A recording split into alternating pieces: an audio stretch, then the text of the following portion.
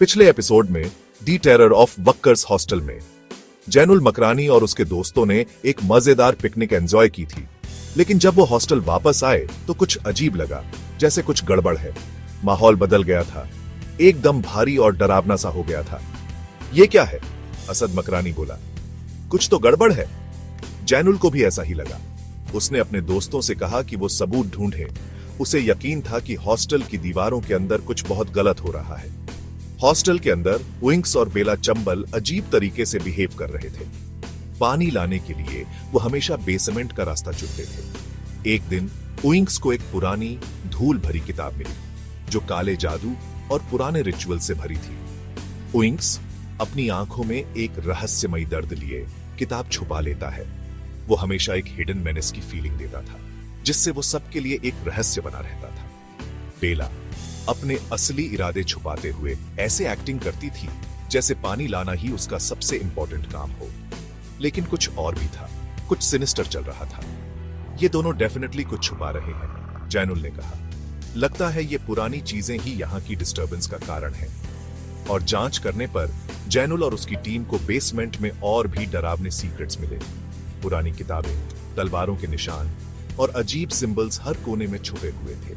Hostel dark forgotten stories का खजाना था।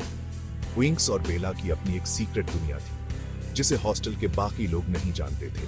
वो एंशिएंट आर्ट्स और ब्लैक मैजिक में फंसे हुए थे। उनके एक्शंस एक डार्क पावर से कंट्रोल हो रहे थे जिसे समझना मुश्किल था। यही दोनों हैं, जैनुल ने कंक्लूड किया। इनका इन्वॉल्वमेंट वक्कर के प्लान से भी ज्यादा गहरा है। फजिल मंसूरी के आने से कहानी में एक नया ट्विस्ट आ गया।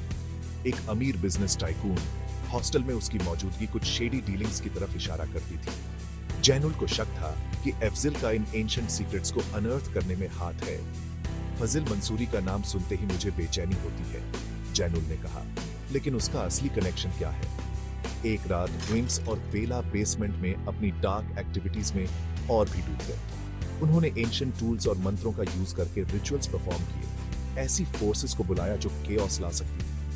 विंक्स ने एक एंशिएंट सोर्ड उठा ली और बेला के साथ ब्लैक मैजिक रिचुअल्स परफॉर्म किए। उन्होंने डेंजरस सुपरनैचुरल एंटिटीज को समन किया, एक सिनिस्टर माहौल बना दिया जिसने सब कुछ बदल दिया।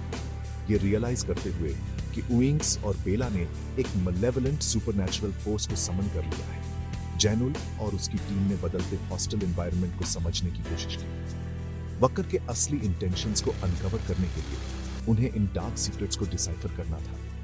यही लोग हैं, जैनुल ने कहा। उसका चेहरा डर से पीला पड़ गया। हमें वक्कर का सामना करना होगा, वरना ये सब हमें डिस्ट्रॉय कर देगा। आखिरी कॉन्फ्रंटेशन में जैनुल और उसकी टीम का सामना वक्कर से हुआ और उन्हें पता चला कि वो सिर्फ एक विलन नहीं बल्कि एक एंशिएंट मैजिकल वर्ल्ड का हिस्सा है।